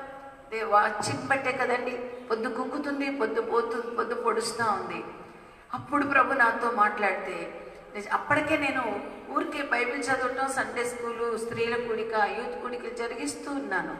ఎక్కడంటే అక్కడ అండర్లైన్ పెట్టుకొని వాక్యాలను ధ్యానిస్తూ, నేను ఎవరిద్దరు కనపడినా నాకు తెలిసిన వాక్యం ప్రకటిస్తూ క్రీస్తులో ఆనందించడం అనేది ఆ ఆనందం తప్ప నాకు మరొక ఆనందమే లేదండి. నిజంగా చెప్తున్నాను. నన్ను ఎరిగిన వారికి తెలుసు, నేను ఒక ఓవర్మెన్ భార్య అని, ఒక ఆఫీసర్ భార్య అని. దేవుడు మంచి కుమారులను ఇచ్చాడు. మంచి కుటుంబం నాది, తగాదాలు లేని కుటుంబం, సంతోషకరమైన కుటుంబం, యెహోవా యందు భయభక్తులు కలిగిన కుటుంబం అండి నాది. నేను చేయాలంటే నా ఇంట్లో సమృద్ధి గలదానను, మంచి వేతనం, మంచి అవకాశం. నేను లోకంలో వెండి బంగారాలు అలంకరించుకోవడానికి కానీ, వస్త్ర సంపదతో కానీ, లేకపోతే ఇంకా ఎన్నో విహారం తోటి ఉద్యోగస్తులతో కలిసి ఎన్నో చేయొచ్చండి. నేను నా హృదయము ఎన్నడూ కూడా వర్కర్స్తో కానీ, మాకు వారానికి ఒకరోజు క్లబ్కి వెళ్ళి సంతోషించ ఒక మంచి విందు ఉంటుందండి. ఎన్ని రకాలు పెడతారో టేబుల్ మీద మేము తినొచ్చు. దానికి మాకు ఒక అవకాశం అది. ఆఫీసర్స్కి అక్కడికి వెళ్ళి సెటిల్ ఆడవచ్చు, ప్యాకాట్ ఆడవచ్చు, అక్కడికి వెళ్ళి అన్ని మరి టేబుల్ టెన్నిస్ ఆడవచ్చు, మరి అక్కడికి వెళ్ళి మరి అన్ని ఆటలు ఆడుకోవచ్చు. సాయంకాలం వరకు ఉండి తినొచ్చు. వారానికి ఒకరోజు ఉంటుంది. ఏనాడు నేను వెళ్ళలేదండి. చాలా కోవర్కర్స్కి ఎవరికి నేను తెలియదండి. మాస్టర్ గారు ఎప్పుడైనా ఎవరు కోవర్కర్స్ ఫంక్షన్స్ వెళితే, సార్ మీరు ఒక్కరు వస్తారు, చెల్లెమ్మని తీసుకురారు, మేడం తీసుకురారు అని ఆయన అడిగితే, ఆవిడకి కుదరదని, వీలు కాదు, రాలేదు, చెప్పాను కానీ రాలేకపోయింది అని నేను జవాబు చెప్తూ ఉండేవాడండి. నిజంగా ఎప్పుడు కూడా వాళ్ళతో, లోకస్తులతో నేను ఎన్నడూ కూడా కూర్చొని మాట్లాడడం, పక్కింటికి వెళ్ళి కూర్చోవడం తెలియదండి. 10:30 అయిందంటే నా ఇంట్లో నేను కూర్చొని ప్రార్థిస్తుండేదాన్ని. నా చంటి బిడ్డల పక్కలో పెట్టుకొని వాళ్ళకి కావాల్సినవి ఇచ్చి, ప్రొద్దుని లేచి వాళ్ళకి టిఫిన్ పెట్టి, నీట్గా స్నానం చేయించి, నా ఇల్లు చాలా పరిశుభ్రంగా ఉండేదండి. నా ఇంటిని చూసిన వాళ్ళు ఆనందించేవాళ్ళు. ఎప్పుడు ఇంట్లో ఒక పని మనిషి ఉండేది పెట్టి పిల్లల్ని నీట్గా తయారు చేసేసి స్కూల్కి పంపించి, ఉన్న చంటి బిడ్డలను పక్కలో వేసుకొని నేను ప్రార్థన చేస్తుంటే నాతో పాటు వీళ్ళు వచ్చి ప్రార్థించి నాతో ప్రార్థన బృందంగా, ప్రార్థన సహకారులుగా ఉన్నారు. బైబిల్లో ఒక మాట ఉంది, ఇర్మియా 9లో ప్రార్థించే స్త్రీలను పిలవనంపుడి కదండి. ఎవరిని పిలవాలి? ప్రార్థించే స్త్రీలను పిలవనంపుడి, గార్చే స్త్రీలను పిలవనంపుడి అని చెప్పినట్లుగా నేను వీళ్ళని జత చేసుకొని ప్రార్థిస్తున్నప్పుడు జీవమాటి ప్రభు చూపించిన దర్శన ప్రకారము 1990 సెప్టెంబర్ 19వ తారీఖు నా యొక్క జీవితాన్ని నా ప్రభు కొరకు ఎలా ప్రతిరోజు ఉపవాసం ఉండడానికి ప్రతిష్ఠించుకున్నానండి. ఇది 30వ సంవత్సరం అండి నేను ఉపవాసం ఉండటం. సాతాను ఎన్నోసార్లు నాతో మాట్లాడింది, నువ్వు ఉపవాసాలు ఆపేయమని. మనిషిగా నాకు చాలా బలహీనతలు వచ్చినాయి. ఏనాడు నా ఉపవాస ప్రార్థనలో నేను ఓటమిని చూడలేదు. నేను ఉపవాస ప్రార్థన చేసిన నాడు ఈ రోజు వరకు కూడా ఎన్నో విజయాలు, ఎన్నో జయాలు. నా భర్త కొరకు ప్రార్థించినప్పుడు నా భర్త వెళ్ళిన ప్రతి చోట విజయం సాధించారు, కానీ అపజయం ఆయనకు తెలియదు. మేము ఉద్యోగం చేస్తూ సేవ చేస్తున్నామని, అబ్బో వీళ్ళు చదువుకున్న వాళ్ళు ఉద్యోగం చేస్తూ సేవ చేసి ఇది ఎంత సాగుతుందో చూద్దామని అన్ని సంఘాలు మా వైపు ఒక చూపు పెట్టున్నారు. కానీ మేము ఓడిపోలేదండి, ఓడిపోలేదు. ఉపవాస ప్రార్థన అన్న వాళ్ళే ప్రారంభించాక ఈనాడు నా వెనుక ఎలిజబెత్ గారు, మేరీ గారు, తర్వాత మేము తలుపు ఎవరు ముందు తాళం తీసి చర్చిలో ప్రార్థన చేసేవాళ్ళం. ఆ తదుపరి ఒక్కొక్కరుగా ఈనాడు 280 మంది మా చర్చిలో ప్రతిరోజు ఉపవాసం ఉండి ప్రార్థించే స్త్రీలను లేపాడని చెప్పడానికి నేను చాలా గర్వపడుతున్నా. దేవుని స్తోత్రం. ప్రతిరోజు అండి, ప్రతిరోజు అన్నావలే మధ్యాహ్నం 1 గంట వరకు, ఒకరోజైతే 4 వరకు ఉండొచ్చు, ఒకరోజైతే ఇవాళ తిని రేపు ఉండొచ్చు, అలా కాదండి. ప్రతిరోజు ప్రియులారా నశించే ఆత్మల కొరకు భారము కలిగి ప్రార్థించే గొప్ప తరుణాన్ని ప్రభు మాకు ఇచ్చాడండి.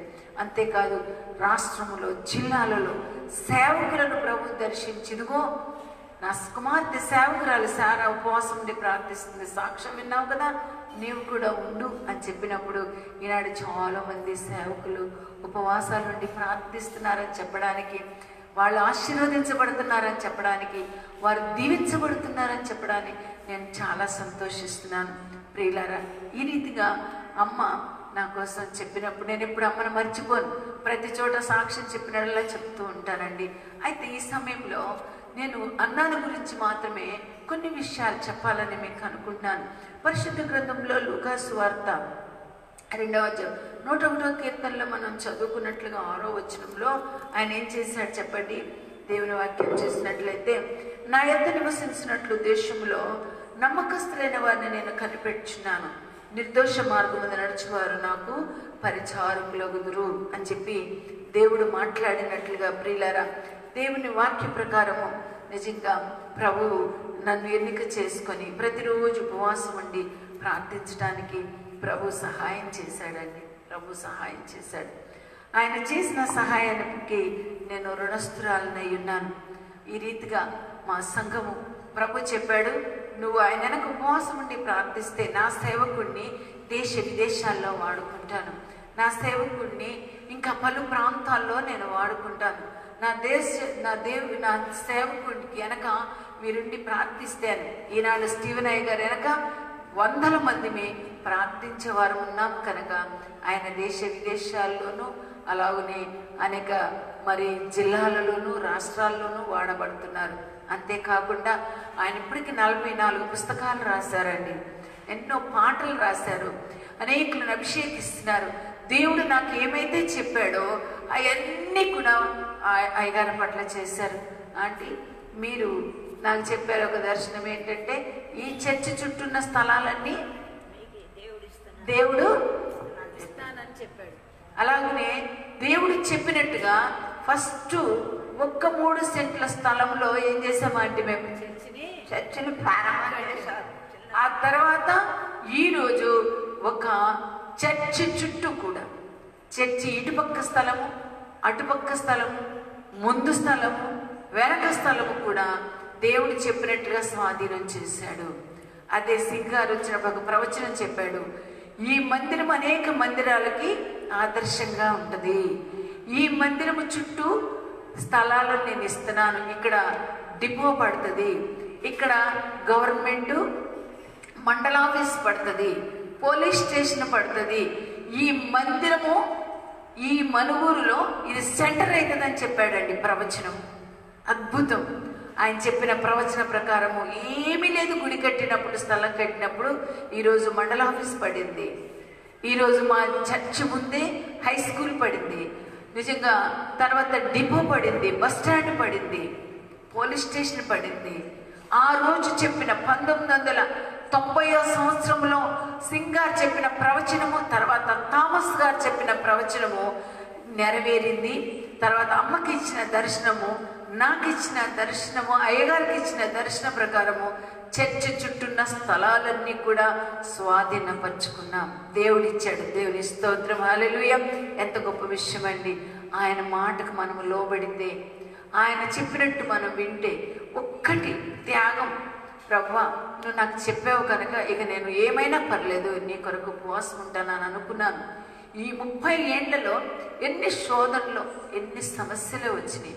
నా 3 కుమారుల కొరకు ప్రార్థించాను, కోడళ్ళు కావాలని ప్రార్థించాను, మనవాళ్ళ కొరకు ప్రార్థించాను, నా భర్త కొరకు వెనుకుండి ప్రార్థించే బృందం ఉన్నాము. ఇన్నిటినీ దేవుడు ఆశీర్వదించి 3 కుమారులను, 5 మనవాళ్లను, 2 మనవరాళ్లను ప్రభు ఇచ్చాడు. అందరము దేవుని సేవలో ఉన్నామని చెప్పడానికి ఎంత గర్విస్తున్నానండి. ఉపవాస ప్రార్థన వల్లనే సమస్తము సాధ్యం. అది నిజంగా ఎవరైనా అమ్మ నీకు ఇప్పుడు బాగోలేదు కదా ఆరోగ్యము, సాయంత్రానికి మార్చుకోండి తప్పేముంది అంటారు. వాళ్ళు నా క్షేమం గురించి చెప్తున్నారు, తప్పేం కాదు. అయితే నా మనస్సాక్షి చెప్పుకోదండి, ఏమైనా పర్లేదు. నేను ప్రభు దగ్గర ఒక ఒప్పందం చేసుకున్నాను. ఏంటంటే ప్రభువా వృద్ధాప్యం వచ్చి నాకు ఏదైనా ఒక మెడిసిన్ అవసరమైనప్పుడు, వైద్యుల చేతిలో నేను వెళ్ళినప్పుడు, ప్రభువా నాకు ఒక అనుమతినివ్వు. ఏంటో తెలుసా, ఉపవాసం ఉన్న సమయంలో 1 గ్లాస్ జావ తాగుతానని ప్రభు దగ్గర నేను ఒప్పందం చేసుకున్నానండి. అయితే ఇప్పుడు 30 ఏళ్ళు అని చెప్పాను, ఒక 5 ఏళ్ల నుండి మాత్రము 11 గంటల మధ్యాహ్నం లోపు 1 గ్లాస్ జావ తాగుతాం. ఎందుకంటే కొన్నిసార్లు గ్యాస్ ఫామ్ అవుతూ ఉంటుంది. నేను ప్రభు దగ్గర అడిగాను కనుక ధైర్యంగా నేను ఆ పని చేయగలను. ఎందుకంటే 1 రోజు నుండి 2 రోజుల నుండి మానేసి ఉపవాసం కాదండి నాది. బ్రతికినంత కాలము అన్నావలే ఏం చేయాలి, ఉపవాసం ఉండి ప్రార్థన చేయాలి. ఈరోజు 100 మంది ఉన్నారు. అయితే ప్రియులరా, నేను పరిశుద్ధ గ్రంథంలో నుండి ప్రభు చూపించిన వాక్యమే. అసలు నేను ఈరోజు వేరే వాక్యం చెప్పాలని సిద్ధపడ్డాను. నా కుమారుడు జాన్ వెస్లీ, మమ్మీ మీరు మీ యొక్క ప్రార్థనలో మరి సహకరించిన జీవమ్మ ఆంటీని పిలిపిద్దాం అనుకుంటున్నాను. ఆంటీ అనుభవాలు కొన్ని, మీ అనుభవాలు ఆంటీ కూడా చెప్తారు, మీతో పంచుకుంటారు. కాబట్టి మీరు ఖచ్చితంగా ఆంటీ వచ్చేసరికి సిద్ధపడండి అన్నప్పుడు నేను అప్పుడు వెంటనే నా కుమారుడు చెప్పగానే నేను ప్రార్థన చేసినప్పుడు దేవుడు అన్నాన్ని నా ముందు పెట్టాడండి. ఎందుకనంటే నిజంగా దేవుడు చెప్పాడు కదా, అన్నా వలె ఉపవాసం ఉండి ప్రార్థించి. అసలు అన్నాలో ఉన్న ఉద్దేశం ఏంటి, అన్నాలో ఉన్న పరిస్థితి ఏంటంటే ప్రియులారా, ఈమె యేసుక్రీస్తు పుట్టినప్పుడు యెరూషలేము ముందు ఉండబడినటువంటి యవనస్తురాలు. ప్రియులారా చూడండి, 2వ అధ్యాయం 36వ వచనం. మరియు ఆషేరు గోత్రీకురాలైన పనూయేలు కుమార్తె అన్నాను ఒక ప్రవక్తి ఉండెను. చూడండి, ఆషేరు గోత్రీకురాలు. ఆషేరు అనగా అర్థం ఏంటి అని మనం గమనించినట్లయితే ప్రియులారా, నిజంగా ఆషేరు అని చెప్పిన మాటను మనం గమనించినట్లయితే, ఆషేరు అనంటే మరి ఆషేరు గోత్రీకురాలు. ఆషేరు అనగా ఒక సౌఖ్యము కలిగింది. ఆషేరులో ఏముందండి, సౌఖ్యం ఉంది. ప్రియులారా, ఆషేరు వద్ద గమనించినట్లయితే ఆదికాండంలో యాకోబు సంతతిలో ఈయన 8వ వాడండి. అయితే గమనించండి, ఇతని వద్ద ఏముందంటే ఆ రోజు తండ్రి దీవించాడు. ఆషేరులో శ్రేష్టమైన ఆహారం కలదు. ఆషేరులో రాజులకు తగిన మధుర పదార్థములు అతడిచ్చును అని ఉందండి ఆదికాండంలో. ప్రియులారా గమనించండి, ఆషేరు గోత్రీకురాలైనటువంటి ఈమె ఎలాంటిదండి, సంపన్నురాలండి. అన్ని సౌఖ్యాలు ఆమెకున్నాయి. ఆషేరు కొంత శ్రేష్టమైన ఆహారం ఉంది. రాజులకు తగిన మధురమైనటువంటి ఆహారము అతడిచ్చును అంటున్నాడు. ఆషేరు దగ్గర సౌఖ్యం ఉంది, మంచి ఆహార పదార్థాలు ఉన్నాయి. తర్వాత ఆమె ఎవరండి, పెనూయేలు కుమార్తె. పెనూయేలు అంటే అర్థం ఏంటంటే దేవుని సముఖము అనే అర్థం. దేవుని సముఖము అనే అర్థం. పెనూయేలు అంటే ఎప్పుడు కూడా తండ్రి ఎక్కడున్నాడు? దేవుని సముఖములు. దానియేలు ఒక మాట అంటాడు, దేవునికి భయపడుచు ఆయన సముఖమున వణుకుచు అంటున్నాడు. దానియేలు ఎలా ప్రార్థన చేశాడండి? దానియేలుకి చాలా ఆంక్షలు వచ్చినాయి రాజు నుండి, నువ్వు ప్రార్థన చేయకూడదు అని. కానీ ఆయన అలవాటు ఏంటండి?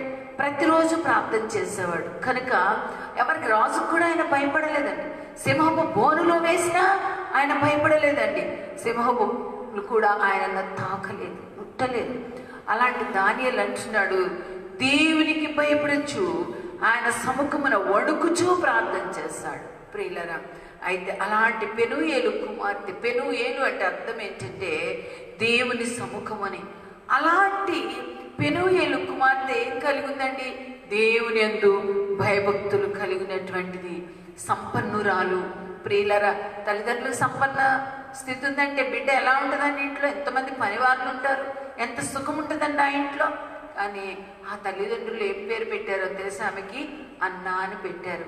అన్న అంటే అర్థం ఏంటంటే కృప అనే అర్థం. కృప, కృప, ఆమె పేరే కృప. కానీ ఆమెకు వివాహమైందండి. వివాహమైన తర్వాత ఏం జరిగిందంటే 7 సంవత్సరాలకే ఆమె భర్త చనిపోయాడు. 7 సంవత్సరాలకే భర్త చనిపోయాడు. అయితే ఆమె ఈ రోజుల్లో భర్తలు చనిపోయినా ఏం చేస్తారండి? భర్త చనిపోతారు, అందులో 7 సంవత్సరాలే కండి. అప్పుడు అత్తతోనూ ఋతులాగా ఉంటారు, లేదనుకోండి సొంత నిర్ణయాలు తీసుకుంటారు, లేదనుకోండి తల్లిదండ్రుల దగ్గరికి వచ్చేస్తారు. అయితే ఈమె అన్న విధవరాలైన తర్వాత ఆమె ఎలా అయిపోయింది? ఆమె జీవితం తెలుసా అండి? బ్రద్దలైపోయింది. రెండుగా భర్త భార్య ఇద్దరు ఉన్నప్పుడు వేరు, ఒంటరితనము, ఒంటరి జీవితము ఎంత భయంకరం అండి, అది ఎంత దుఃఖకరమైంది. అలాంటి పరిస్థితుల్లో 7 సంవత్సరాలు పెనిమిడితో కాపురం చేసింది. మనం అనుకుందాం పాతకాలంలో 15-16 సంవత్సరాలు వచ్చే వరకు కూడా ఉంచలేదండి. నేను అనుకుంటాను 14 సంవత్సరాలు పెళ్ళయింది అనుకుందాం, 7, 14 ఎన్నండి 21 సంవత్సరం. 21 సంవత్సరానికే ఆమె విధవరాలైపోయింది. అప్పుడు ఆమె సంపన్నురాలు కనుక ఆమె ఎక్కడికి రావాలండి? తల్లిదండ్రుల దగ్గర రావాలి. కానీ తల్లిదండ్రుల దగ్గరికి వచ్చే ఉంటుంది. కానీ నేను అనుకుంటాను అక్కడ ఉండడానికి ఆమె ఇష్టపడలేదు.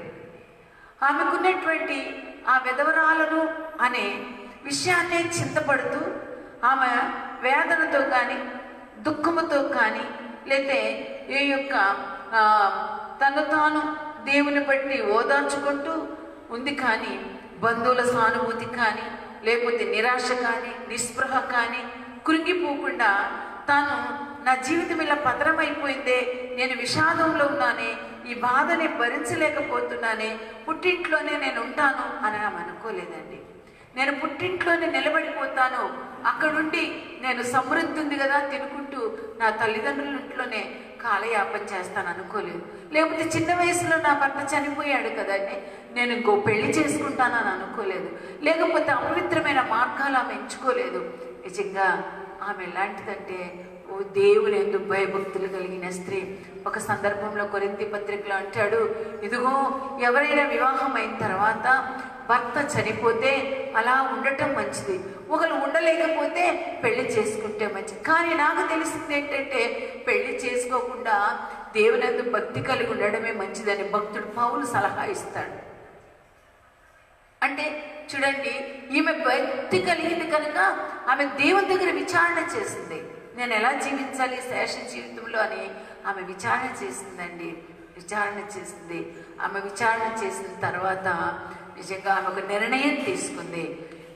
బయట వాళ్ళ సానుభూతి కోరలేదు, ఇంకెవరో ఈమె మీద జాలి చూపాలని కోరలేదు, నిస్పృహలోనికి వెళ్ళిపోలేదు, నిస్సహాయ స్థితిలో నేనున్నాను అనుకోలేదు, నేను ఒంటరిదానిని అనుకోలేదు. కానీ ఆమె మంచి నిర్ణయం తీసుకుంది.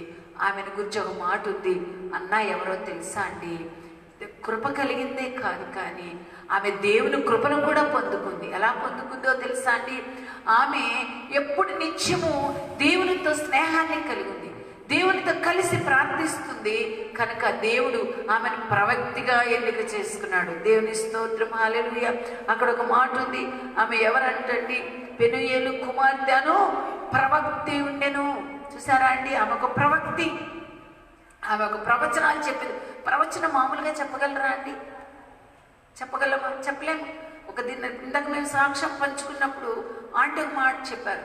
మేము ఒక డాక్టర్ గారి ఇంటికి వెళ్ళినప్పుడు మా చెల్లి విజయ, హానోకు భార్య, ప్రవచనం చెప్పేది. ఆమె అప్పటికి ఏమంటుందంటే, నా కుమార్తె, ఇదిగో నిన్ను రాత్రి కాలం నేను దర్శించాను కదా, ఈరోజు ఇంట్లో అద్భుతం చేయబోతున్నాను, అద్భుతం చేయబోతున్నాను, నువ్వు ప్రార్థన చేయాలి, ప్రభు నాతో మాట్లాడాడు ఆమె ద్వారా. రాత్రి నాతో మాట్లాడాడు, నా మనస్సాక్షితో మాట్లాడుతున్నాను. ఆ ఇంట్లో ప్రార్థన చేసి నూనె రాయడం, నూనె కూడా లేస్తుందా అండి? మేము ఆ నూనె సీసాను మధ్యలో పెట్టుకుని అందరం ప్రార్థించాం. కానీ నేను ఏదో ఆ నూనె తీసేసుకొని పూసేసి తల మీద చేయబెట్టి ప్రార్థన చేయలేదండి. నూనె మధ్యలో పెట్టి ప్రార్థించాం. అందరం కలిసి విశ్వాసంతో ఆయనకు రాశాం. ప్రవచన నెరవేర్పు గురించి నేను చెప్తున్నాను. మా చెల్లి బాగా ప్రార్థన చేసేది. ఆమె నాకు మంచి తోటికోడలుగా నేను భావించాను. నాకు మంచి ఆత్మీయమైన చెల్లిగా, ఆత్మీయమైన ఒక మంచి స్నేహితురాలుగా, ఒక సహవాసిగా నేను ఆమెను ఇష్టపడతాను ఇప్పటికి కూడా. ప్రియులరా, అలాంటి పరిస్థితుల్లో ఆమె ప్రియులరా ప్రవచనం చెప్తే, ఆమె ప్రవచనం చెప్పింది. ప్రభు ఆ రాత్రి నన్ను దర్శించాడు, అక్కడ డాక్టర్ని దర్శించాడు, లేచి వచ్చింది. ఆ ఇంట్లో అనేకులను బాగు చేసిన ఎంబీబీఎస్ డాక్టర్ పక్షవాతం వస్తే, తర్వాత ఆయనకు పక్షవాతం వస్తే ఎవరు కావాల్సి వచ్చింది? దేవుడు కావాల్సి వచ్చింది. దేవుని స్తోత్రం, హల్లెలూయా. చాలా మంది ఏమంటారో తెలుసా అండి? ఒక మాట అంటారు, ఏంటంటే, మేము చేయాల్సిందంతా చేశామండి, చేయాల్సిందంతా చేశాము, అయితే ఒకటి ఏంటంటే దేవుని దయ అంటారు. అంతేకంటే ఎవరైనా ఏమంటారు? ఇక దేవుని దయ అండి, మేము చేయగలిగిందంతా చేస్తాం అంటే ఏంటి? దేవుని చేతిలో వదిలేస్తారు. అవునండి, ఆ డాక్టర్ కూడా ఆ రోజు దేవుడు అవసరమైంది. అయితే ప్రియులారా, ఆ రీతిగా దేవుడు ఆశ్చర్య కార్యాన్ని చేశాడు. అంటే అన్న ప్రవృత్తి, ఆమె ప్రార్థన చేసేటటువంటి స్త్రీ. ఆమె ఎలా ప్రార్థన చేసేదంటే దేవునికి దగ్గరగా ప్రార్థన చేసేది. అయితే మరొక విషయం ఏంటంటే, అలా ప్రార్థిస్తూ ఉన్నప్పుడు ఆమెకి దేవుడిచ్చిన ఆలోచన ప్రకారం ఆమె ఏం చేసింది? ఒకటే అనుకుంది. యెషయా గ్రంథము 54:5 ఒక మాట ఉంది, నిన్ను సృజించిన వాడు నీకు భర్త ఎగురు, సర్వశక్తిమంతుడైన ప్రభుడని అతనికి పేరు. చూసారా అండి? నిన్ను సృష్టించిన వాడు నీకు భర్త అయి ఉన్నాడు. అయితే ఆయన ఎవరంట? సర్వశక్తిమంతుడైన ప్రభు. ప్రియులారా, ఆమె వెంటనే ఆమె ఒకటే చేసింది. వెంటనే ఎక్కడికి వచ్చిందో తెలుసా అండి? మొదటిది ఏంటంటే, ఆమె ఆషేరు గోత్రికురాలు, రెండవది పెనూయేలు కుమార్తె, మూడవది అన్న, నాలుగవది ప్రవక్తి, ఐదవది ఏంటంటే ఆమె విధవరాలుగా తీర్చిదిద్దబడింది. తర్వాత ఆరవది ఏంటంటే ప్రియులరా, ఆమె ఒక నిర్ణయం తీసుకుంది. ఏంటి ఆ నిర్ణయం అంటే, దేవుని యొద్ద విచారణ చేసింది. ఎవరి దగ్గర విచారణ చేయాలి మనం? మనుషుల దగ్గరికి వెళ్తే మంచి సలహా రాదండి. దేవుడి దగ్గర విచారణ చేసింది. ఆరవది విచారణ చేసింది కనుక దేవుడు ఆమెకి ఏం చేశాడు? మంచి తలంపించాడు. ఆమె అప్పుడు ఆ తలంపుకి తలొగ్గింది. ఏంటంటే దేవాలయాన్ని కోరుకుంది. దేవుని మందిరంలో సర్వసుఖములు కలవు. దేవుని మందిరంకి ఎవరు వస్తారండి? రకరకాల రోగులు వస్తారు, రకరకాల సమస్యలు ఉంటాయి, రకరకాల ప్రార్థన అవసరతలు ఉంటాయి. వీటన్నిటినీ ఏం చేస్తుంది? దైవజనులకు సహకరిస్తూ దైవజనులు చెప్పినట్టుగా ఈ ప్రార్థన, ఆ యొక్క అవసరతల కొరకు ఆమె దేవాలయంలో ఎలా ప్రార్థన చేస్తుందో తెలుసా అండి? ఉపవాసముతో చేస్తుంది. ఎలా చేస్తుంది? 7వది దేవాలయంలోనికి వచ్చింది. 8వది ఉపవాసము చేస్తూ దైవ సేవకులకు ప్రాధాన్యతనిస్తూ 84 సంవత్సరాలు మెస్సియా కొరకు ఎదురు చూచే అన్నగా ఉంది. దేవుని స్తోత్రం, హల్లెలూయా. నిజం చెప్తున్నా అండి, నాకు మందిరం ముఖం చూడదే నెమ్మదిగా ఉండలేను. మందిరంలో అడుగు పెట్టండి నాకు ఇప్పుడు ఈ వయసు 59 సంవత్సరాలండి. నాకు కొంచెం మోకాలు నొప్పి వచ్చింది. ఇంతకుముందు బాగా నడిచాను కదా, కనుక మోకాలు నొప్పి వచ్చింది కొంచెం. అసలు ఇప్పుడు నడవలేను అనుకుంటా, కానీ రోజు 10 సార్లు మందిరంలోకి వస్తా అండి. ఎంత ధన్యురాలంటే, మందిరముతో సహవాసం చేసే ధన్యతను నాకు ఇచ్చాడు. దేవునితో సహవాసం చేసే గొప్ప ధన్యతను నాకు ఇచ్చాడు. సంఘానికి ఇచ్చాడు. అంతేకాదండి, దేవుని సేవకు ఇచ్చిన ప్రతి అంశం కొరకు ప్రార్థించి కృపను నాకు ఇచ్చాడు. అనేకులు ప్రార్థించి ఈ రోజున ప్రియులారా 30 సెల్ బ్యాచెస్ ఉన్నాయి. ప్రార్థన శిబిరం కూడా మేమే స్వయంగా ఇటుకలు చేసి ప్రార్థన శిబిరాన్ని కట్టుకున్నామండి. ప్రార్థన శిబిరానికి ప్రార్థన యోధులు ఎక్కుతుంటారు, దిగుతూ ఉంటారు, ప్రార్థిస్తూ ఉంటారు. ప్రతిరోజు 10:30 నుండి నేను మొదట చెప్పినట్లుగా 12:30 వరకు వీధిలో ఒక లీడర్ని పెట్టాం. అందరూ కలిసి ఏం చేస్తారో తెలుసా అండి, కూర్చొని రోజు ప్రార్థన చేస్తారు. అలాగనే ఈ యొక్క స్త్రీ ఎలా చేసిన ఉపవాసం ఉండి రేయింపగళ్ళు కూడా ప్రభు సన్నిధిలో ప్రార్థించింది. తర్వాత అండి సిమియోన్ అని ఒక మరి దైవ సేవకుడు ఉన్నాడు. అతని గురించి ఒక ప్రవచనం ఉంది. యేసుని చూడండి ఆయన మరణించడని. యేసు ప్రభుని తీసుకొని మందిరానికి వచ్చారండి, సున్నతి చేయించారు, ఆయనకు నామకరణం చేశారు.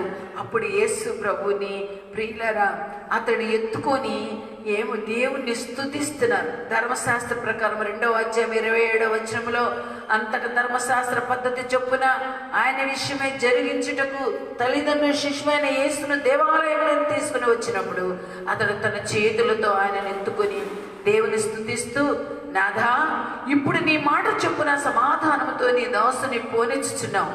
అన్యజనులు నిన్ను బయలుపరచుటకు వెలుగుగాను, నీ ప్రజలైన ఇశ్రాయేలుకు మహిమగాను నువ్వు సకల ప్రజల ఎదుట సిద్ధపరిచిన నీ రక్షణ నేను కనులారా చూచితిని.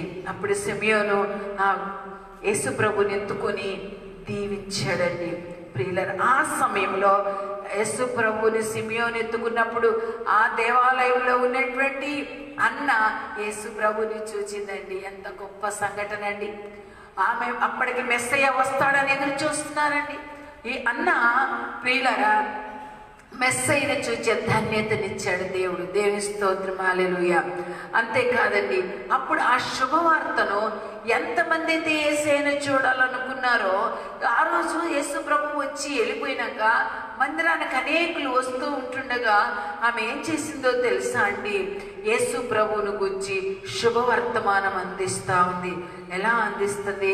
మన మెస్సయ్య కొరకు ఎదురు చూచాం కదా, ఆయనే ఈ మెస్సయ్య వచ్చాడు, పాపుల రక్షకుడు, విమోచకుడు అని చెప్పి అందరు కలిసి ఆయనకు సంభాషిస్తూ వారికి యేసు ప్రభువును గురించి మొదట సువర్తమానం అందించినటువంటి యేసుక్రీస్తు జననాన్ని, యేసుక్రీస్తు లోకరక్షకుడని, విమోచకుడని మొదట సువార్త అందించింది ఎవరో తెలుసా అండి?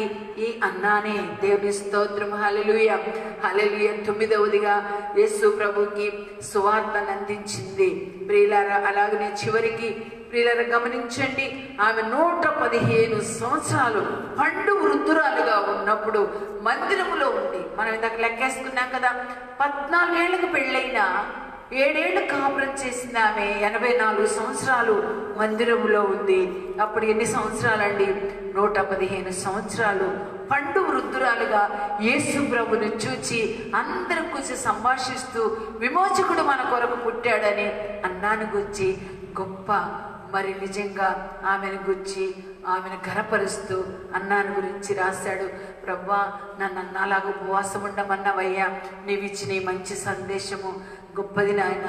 నేను పండు వృద్ధురాలయ్యే వరకు, నేను బ్రతికినంత కాలం ఏమైనప్పటికీ పర్వాలేదు, నేను ఉపవాసం ఉంటాను. అనేకులు నా సాక్ష్య విన్నవారు అయ్యా, అనేకులు ప్రేరేపించబడి ఉపవాసాలు ఉంటున్నారు. నీ మందిర నీడలో, నీ మందిర ఆవరణములో నీతో సహవాసం చేసే ధన్యతను నాకు ఇచ్చావయ్యా అని ప్రభుని నేను స్తుతిస్తానండి. నా సొంత నిర్ణయంతో నేను లేనండి. కొంతమంది అబ్బో 1 గంట దాకా అండి ఉపవాసం, ఓ ఇంటైతే 3 రోజులు ఉండొచ్చండి, ఉట్టిదేనండి. తెల్లారపాటికి మరి ఆకలి అంటారు. హేళన చేసిన వాళ్ళు ఎవరు లేరు. అంతేకాదండి, ఇంకొక విషయాన్ని మీకు చెప్తాను. ఇంకొక విషయం ఏంటి అదంటే ప్రియులారా, వారానికి 1 రోజు కూడా ఉపవాసాలు ఉండలేదు. అలాంటి వారు ఉన్నారు. అలాంటి పరిస్థితుల్లో ఈమె వృద్ధాప్యం వరకు కూడా నిజంగా దేవునిని చూచింది. ప్రియులారా, దేవుని సన్నిధిలో ఆమె చేయబడిందండి. యేసు ప్రభుని గురించిన మంచి సువార్త అందించింది. మీకు 9 విషయాలు. ఆమె ఆషేరు గోత్రికురాలు, పెనూయేలు కుమార్తె 2వది. 3వది ఆమె కృప పొందిన అన్న. 4వది ప్రవక్తి. ఆమె 5వది విధవరాలుగా చేయబడింది. 6వది దేవుని సన్నిధిలో విచారణ చేసింది. 7వది దేవాలయంలో ఉండి పరిశుద్ధుల పాదాలు కడుగుతూ సేవ చేయడానికి, విజ్ఞాపన ప్రార్థన చేయడానికి, యేసును గురించి చెప్పడానికి రేయింబగళ్ళు ఆమె 8వది ఉపవాసం ఉండి ప్రార్థించింది. అంతేకాదు 9వది ఆమె యేసు ప్రభుని చూచిందండి, ప్రభుని విమోచకుడిని చూచింది. నిజంగా 9వది ప్రభుని చూచింది. 10వది యేసయ్యను గురించి శుభవర్తమానం అందించి పండు వృద్ధాప్యము వరకు కూడా దేవాలయంలో నిలిచి ఉంది. కనుక ప్రియులారా, మనం ఎలా ఉన్నాం? ఈనాడు వృద్ధులు తీతు పత్రికలో రాసినట్లుగా, తీతు రాసిన పత్రిక 2వ అధ్యాయము 1 నుండి 5 వరకు చూస్తే, వృద్ధ స్త్రీలు కొండెగత్తెలుగాను, మిగిలిన మద్యపానాసక్తులుగాను, ప్రవర్తన యందు మరి భయభక్తులు లేని వారుగా ఉన్నారండి. దయచేసి ఆ రీతిగా ఉండొద్దు. చాలా మంది భర్తలు కోల్పోయిన వారు ప్రియులారా ఉన్నారు. మీరు దేవునిని ఆశ్రయించండి. 1 తిమోతి పత్రిక 5వ అధ్యాయంలో ఒక మాట ఉంది, విధవరాలు ఏకాకి అయ్యుండి దేవుని మీదను తన నిరీక్షణ ఉంచుకొని విజ్ఞాపన యందును ప్రార్థనల యందును రేయింబగళ్ళు నిలకడగా ఉండవల్లని దేవుని వాక్యం మనకు తెలియచేస్తుంది. కనుక మీరు దేవుని యందు ఆశ కలిగి ఉంటే ప్రభు మిమ్మల్ని కూడా దర్శిస్తాడండి. నిజంగా ఈ ఉపవాస ప్రార్థన వల్లనే సమస్తము సాధ్యం. ప్రభు చెప్పినట్లుగా ఇప్పటి వరకు కూడా నిజంగా ఉపవాస ప్రార్థన ప్రారంభించిన దినము నుండి నా భర్తను పలు ప్రాంతాల్లో వాడుకుంటున్నారు. చుట్టుపక్కల ఉన్న స్థలాలన్నీ స్వాధీనం చేశాడు. బైబిల్ కాలేజీ, అనాథాశ్రమం, ప్రియుల మరి బైబిల్ క్లాసులు, అనేక అభిషేకాలు, ఎంతోమంది శిష్యులను తయారు చేయడం, ఈనాడు ఎన్నో ఎన్నో ఎన్నో గొప్ప కార్యాలు నా యొక్క భర్త పట్ల, నా కుమారుల పట్ల ప్రభు చేశాడు. 101వ కీర్తనలో చదవబడినట్లుగా, నా యొద్ద నివసించినట్లు దేశములు నమ్మకస్తులైన వారిని నేను కనిపెట్టుచున్నాను, నిర్దోష మార్గమందు నడుచువారు నాకు పరిచారకులగుదురు. కనుక అట్టి పరిచర్యలో కొనసాగు కృపను ప్రభు నాకు ఇచ్చాడు. వాక్యం విన్న మీరు కూడా ప్రియులారా, ఎవరైనా భర్తలు కోల్పోయిన వారంటే ప్రభుని ఆశ్రయించండి. ఏం చేయాలి అని ప్రభు సన్నిధిలో విచారణ చేయండి. ఆయన చెప్పింది మీరు నెరవేర్చండి. దేవుడు సహాయం చేస్తాడు. కనుక ఆ రీతిగా మన ప్రభులో ముందుకు సాగిపోదాం. ప్రార్థన చేసుకుందాం. మహాపరిశుద్ధుడా, ప్రేమ కలిగిన మా పరలోకపు తండ్రి, నీకు వందనాలు. మాకిచ్చిన ఈ సంభాషణ, ఈ అవకాశాన్ని బట్టి మీకు స్తోత్రాలు. మా ప్రభువా, నా తండ్రి, నమ్మదగిన దేవుడవు నాయన, నీవిచ్చిన వర్తమానాన్ని బట్టి మీకు స్తోత్రాలు. మేము నీకు లోబడినట్లయితే, నీ మాట విన్నట్లయితే మమ్మల్ని ఎంతగా దీవించి విస్తరింపచేసే దేవుడవు. అన్నాను మా ముందు పెట్టావు, అనేక విషయాలు సంభాషించాము నాయన. ఈనాడు నువ్వు ఇచ్చిన వాగ్దానము ప్రభువా, వాగ్దానం చేసిన వాడు నమ్మదగిన వాడని నీ లేఖనం చెప్పబడినట్లుగా ఈరోజు మా ప్రభువా, నీ వాగ్దానాన్ని మా పట్ల నెరవేర్చి విస్తరింపచేసి అనేకులకు నీ సేవకుడు స్టీవెనయ్య గారిని ప్రభు ఆశీర్వాదకరంగా మీరు ఇచ్చారు. వెనక ఉపవాసం నుండి ప్రార్థిస్తున్న బృందాన్ని ఇచ్చారు. నా తండ్రి, ఇంకా ఈ సేవ కొనసాగడానికి సహాయం చేయండి. ఈ వర్తమానం విన్న ప్రతి బిడ్డ కూడా వారికి ఇచ్చిన దర్శనము నాయన, దర్శనములో నిలబడి మీ చిత్తాన్ని నెరవేర్చే బిడ్డలుగా మీరు తీర్చిదిద్ది మీరే మహిమ, ఘనత, ప్రభావాలు పొందమని యేసు నామమున అడుగుచు ప్రార్థిస్తున్నాము తండ్రి. ఆమేన్. ప్రైజ్ లార్డ్ అమ్మా, ప్రైజ్ లార్డ్.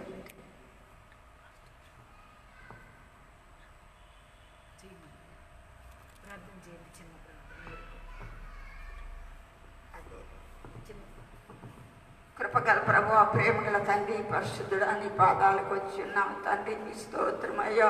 మీరు చేసిన కార్యములైనా గొప్ప తండ్రి. మీరు మాటించి మర్చే దేవుడు కాదని తండ్రి. నీ కార్యాల పట్ల విన్న వారందరూ కూడా విశ్వాసంతో ప్రభువా అనేక ఇంకా రక్షణకు రావాలని నీ కుమార్తె ద్వారా ప్రవచించినారు, ప్రార్థించినారు. అయా కార్యాలు జరిగించినారు తండ్రి. మీకు వందనాలు, స్తోత్రాలు తండ్రి. యేసు, నీ కారుకోల దర్శనం అందరు కావాలి అయ్యా. నీ మందిరం కట్టు ప్రభు కనిపెట్టి ప్రార్థించినప్పుడు నాయన, కన్నీటి ద్వారా ఈ మందిరం కట్టబడి ఉన్నదని బలిపీఠం ద్వారా ప్రభు అనేకలకు మీరు బయలుపరిచినారు తండ్రి. వందనాలు, స్తోత్రాలు తండ్రి. అయా ఇంకా శాఖలుగా నాయన ఫలించే వల్లిగా నాయన, మీలో ఇంకా బిడ్డలు నాయన మరి తండ్రి నాటబడి తండ్రి అద్భుత కార్యాలు ఆశ్చర్యకారాలు నీవు అయ్యా బిడ్డ ద్వారా జరిగించాలి తండ్రి. ఇంకా అనేక విధాలుగా ప్రభా అనేక సంఘాలు విని నాయన బిడ్డ ఎంత సంతోషించి కార్యాలు జరిగించమని అయ్యా ఈ సమయం కూడా నాకు ఇచ్చినందుకు వందనాలు అయ్యా. ఈ చిన్న ప్రార్థన ఇచ్చిన ఆయన అయ్యా శ్రేణి గారిని వారికి ఇచ్చిన కుమారులను కోడలను మనవరాలను శారదమ్మని మీరు బహుగా ఆశీర్వదించి ఇష్టప చేసుకుని ఇంకని సేవలు వృద్ధి పొందే వరకు నాటబడిన వారి తండ్రి ఆకు వాడిక తన కాలమందు ఫలించి చెట్లు అగుతురకు కార్యం జరిగించమని మా తండ్రి మెస్సా మీ నామలు అడిగి వేడుకొని ప్రార్థిస్తున్నాను తండ్రి. ఆమేన్.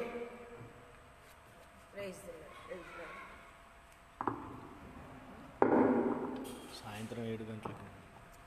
అలాగనే ప్రియులారా, ఈరోజు సాయంత్రం 7 గంటలకు మళ్ళీ ఈ లైవ్ కార్యక్రమం ప్రారంభమవుతుంది. సాయంకాలము మరి దైవజనులు వర్తమానం అందిస్తున్నప్పుడు మనం ఇలా శ్రద్ధగా విని ప్రభుని మహిమ పరుద్దాం. దేవుడు మిమ్మల్ని దీవించునుగాక. ఆమేన్.